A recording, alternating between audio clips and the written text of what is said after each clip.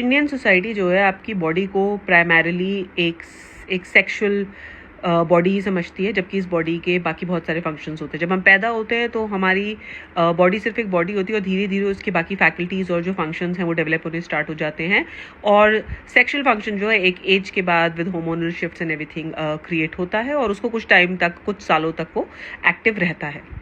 लेकिन हमारी सोसाइटी में बॉडी को, हमारा जो कल्चर नैरेटिव है, जो सोशल फैब्रिक जो क्रिएट हो गया है, उसमें सिर्फ बेसिकली एक औरत के जिस्म को, उसकी बॉडी को सिर्फ सेक्सुअल बॉडी की तरह देखा जाता है। अब वो कैसे कि वो छोटे कपड़े पहनती हैं या वो ऐसे कपड़े पहनती हैं जिसमें उनकी बॉडी रिवील हो रही होती है, तो कहा जाता है कि शर्म नहीं है, लिहाज नहीं है, शरीर ढकना चाहिए, इज्जत से तो जोड़ते ही हैं, पर जो नैरेटिव होता है जिसमें कहा जाता है कि भाई अगर तुम रिवीलिंग कपड़े पहनोगे तो जो मर्द हैं, जो लड़के हैं, वो अट्रैक्ट होते हैं। जो रेप केसेस हैं, जो असॉल्ट केसेस हैं, जो छेड़छाड़ के केसेस हैं, उनमें कहा जाता है कि आपकी बॉडी अगर रिवील हो रही है तो उसमें सेक्सुअल अटेंशन वो क्रिएट करती है मर्दों में, और इस वजह से औरतों के साथ इस तरह के काम होते हैं और औरतों को ऐसे कपड़े नहीं पहनने चाहिए।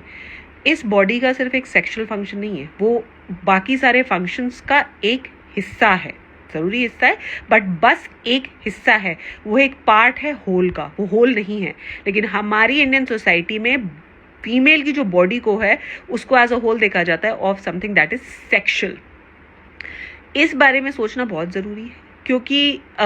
लॉ कुछ कर नहीं पा रहा है, पनिशमेंट्स कुछ कर नहीं पा रहे हैं, क्योंकि ये एक सोच की परेशानी, एक माइंडसेट की परेशानी है, एक कल्चरल नैरेटिव की परेशानी है। तो आई थिंक बहुत ज़रूरी है इस बारे में बात करना, स्पेशली मर्दों को बहुत ज़रूरी है आपस में इस चीज़ के बारे में बात करना, और औरतों को बहुत ज़रूरी है कि वो अपनी बॉडी को भी सिर्फ एक सेक्सुअल बॉडी की तरह यूज़ नहीं करें। आपकी बॉडी के और भी बहुत ज़्यादा फंक्शंस हैं।